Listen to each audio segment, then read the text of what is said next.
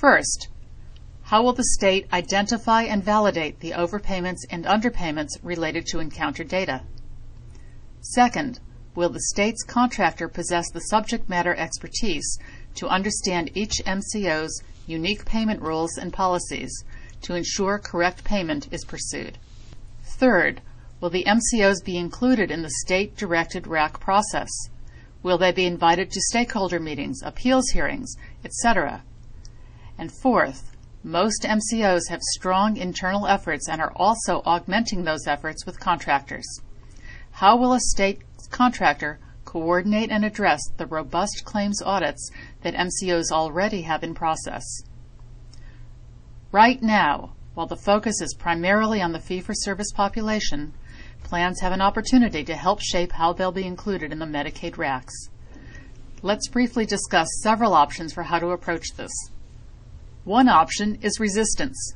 MCOs can take actions to have plans excluded from RAC activities based on the logic that they're not included in the legislation or that they're already incentivized to minimize incorrect payments because they assume risk from the state and are paid on a capitation basis. Another option for MCOs is to take a proactive approach by implementing a RAC-like program. MCOs can identify ways in which the RAC model provides incremental cost control, prevents fraud, and minimizes provider conflict. Based on that, plans can adopt and implement a RAC-like program themselves. This approach can incorporate MCO-specific payment standards and reimbursement processes with an expanded review process to ensure that the state's standards are met. To be proactive, MCOs would partner with states early on to help shape the scope of the program, the business rules including match-off logic, validation processes, and appeals processes regarding encounter claim audits. There are two ways MCOs could go about partnering with states. The first approach would be for each Medicaid entity to not only adopt the same payment standards and jointly develop the approach, but also to implement an integrated RAC. As we saw in the New Mexico plan, data would be combined across multiple payers and providers, and a single team would conduct audits on behalf of all Medicaid payers in the state, both fee-for-service and managed care. The advantage is that it enables the use of technology across multiple payers. This approach could be more cost-effective than treating each set of claims separately. In addition, it would help to identify problems that are more glaring when seen in a larger data set. The downside, however, is that this approach gives each payer less knowledge about the details of what's happening within its particular provider environment. The second partnering option would be for plans to mirror the state standards and then operate on an expanded RAC-like audit and compliance program that parallels but is separate from the state. This can be done using either internal resources or through a contractor. This approach has several benefits. It allows each plan to maintain independence in its relationships with its providers. It lets MCOs focus on the problems that are most prevalent for its particular members and providers, and it allows an MCO to keep full control over its operations. With this approach, plans could still work with the state to share information where claiming data exposes problem providers. By working separately and then combining findings, payers get the best of both worlds: the ability to focus on their own networks, but also early warning about issues that may be problems for them. Of course, plans may determine that, rather than a partnership approach, it's in their best interests to delay or hold back to see what their state's approach will be. Or they may find that their state agencies are not yet ready to focus on the implications of RACs for plans. But that doesn't mean the MCOs should let this go. Inaction may have high risks. First, what about provider abrasion? There could be provider abrasion and confusion regarding the correct payment standards, processes for reimbursement of over or underpayments, and the legal authority of the RAC to audit. Second, there's the question of who gets the recovery: the plan with potential adjustment to the capitation rates, or a combination of the plan, the state, and CMS. Third, if the provider does not have to reimburse the overpayment because of contract issues or plan payment standards, will the state look to the plan to reimburse the state and CMS from its capitation payments? Plans should evaluate the potential that MCOs could be treated as a target of RAC reviews rather than as a partner to the states. If states audit MCO claims in conjunction with fee-for-service claims, this could lead to some disadvantages for MCOs. Recovering from providers using state payment standards, which may not mirror plan payment standards or provider agreements, or holding the plans accountable for inappropriate payments and making an adjustment to the capitation payments to account for these issues. With that potential in mind, plans should prepare by taking quick and assertive action where feasible that either mirrors or exceeds the state's payment and auditing standards. In that way, plans will know firsthand exactly what the issues and strengths are within their payment systems and those of the providers.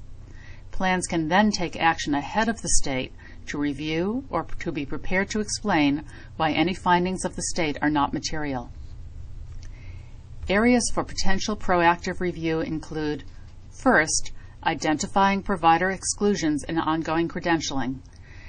CMS is focused on prevention, particularly on keeping problem providers out of the Medicare and Medicaid systems. If a provider is excluded from any Medicaid program in the country, it is excluded from all. The federal share of funds paid to an excluded provider must be returned to CMS, regardless of whether they are recovered. So the standard approach to credentialing will no longer be sufficient. Second, MCOs should target outlier claims to determine whether they were paid correctly and to identify outlier providers. A third option is to conduct provider audits, particularly for outlier claims and providers. Plans may also choose to adopt mandatory provider compliance programs, again a focus of CMS and state OIGs.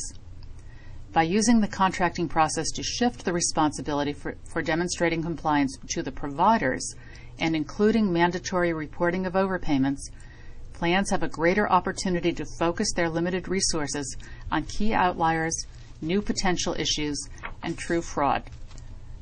Provider contracts and notifications is another area that may require attention. Many plan recovery efforts, including fraud investigations, are stymied by some provisions in the provider contracts. Such provisions could limit access to records, permit review within timeframes too short to allow for identification of problems, or enable providers to fall back on ambiguous language in their agreements that seems to excuse inappropriate payments. With Medicaid RACs, plans may be held financially responsible for payments that would normally not be allowed, but where contract language does not support recovery. As a recommended timely next step, we encourage you to perform a gap analysis between your state's RAC audit scope and your current post-payment auditing and recovery functions. You can use this gap analysis to define short-term actions and how you want to communicate with the Division of Managed Care at the state. In performing a gap analysis, here's what MCOs should remember. First, be aware of the state's RAC plan in your geography. How are they approaching the RACs? What is their plan regarding MCOs? What are their short-term goals? How and when will they be implemented? Be sure to ask for a copy of the state plan amendment related to RAC audits.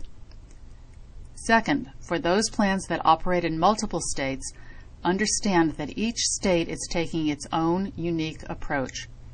Plans must focus on each environment. Third, understand how your current audit and recovery initiatives overlap state initiatives. Where there is overlap, you'll need to understand how your approach differs from the state's and be prepared to either modify or justify your approach and findings. Further, you'll need to draw attention to the fact that RAC auditors will need to exclude from their audits claims currently in process for post-payment recovery. And fourth, identify and evaluate areas of state focus that you're not currently addressing and determine whether you have vulnerability in those areas and to what extent. MCOs have historically been very attuned to and concerned with provider abrasion. To the extent that contract language or policies are ambiguous or particular providers are essential to the strength of the provider network, plans have been reluctant to press for even justified recoveries. Many plans have expressed concern that state agencies will not support them in the case of a provider appeal, and those decisions could cause substantial related provider issues. This has been a real and legitimate concern. In fact, the CMS general approach is designed to help create buy-in from providers by including underpayments as well as overpayments to assure correct payment, and by conducting provider education to minimize future errors. RACs may be a game changer in this arena and in a positive way. As states become more precise about payment standards, both over and underpayments, there will be clearer guidelines and precedents for plans. Once MCOs know the state's approach and have designed their own, we recommend that they communicate with providers regarding the RAC initiative. Providers need to understand what the state is auditing and the rules, what the plans are auditing, how the pieces fit together, and the obligations of the providers to both the state and the plans. The stronger the communications are, the better the overall outcome for all stakeholders. Providers are familiar with Medicare RACs, but they will need to become comfortable with the differences on the Medicaid side. If you choose to use a contractor for some or all of the RAC-like activities, it may be a good idea to introduce the contractor at provider association meetings to establish their credentials, provide transparency regarding goals, timing, and processes, and reassure providers that there will be clear, helpful, and knowledgeable customer service around these initiatives. To sum up, Medicaid RACs are a major component of the Affordable Care Act. Although the legislation is silent regarding its impact on MCOs, it is unlikely that the requirements will apply only to the Medicaid lives in fee-for-service, and the indications from early RFPs are that in heavily managed care states, plans must be and will be included in some way. Right now, as CMS and the state agencies are formulating their approach to RAC and the MCO roles, plans have an opportunity to shape their future. We encourage you to work together with MHPA, the Medicaid Managed Care and Program Integrity divisions in your states, and provider associations and enrolled providers to make sure that this initiative achieves its goal of reducing fraud, waste, and abuse in the Medicaid payment system, and to do it in a way that best meets the needs of all stakeholders, beneficiaries, providers, payers, and taxpayers. Thank you so much for joining us. Thanks, Phyllis, and thanks to everyone for attending today. We received and answered many questions. These will be published on the HMS website, which can be found at www.hms.com/webinars. Thank you.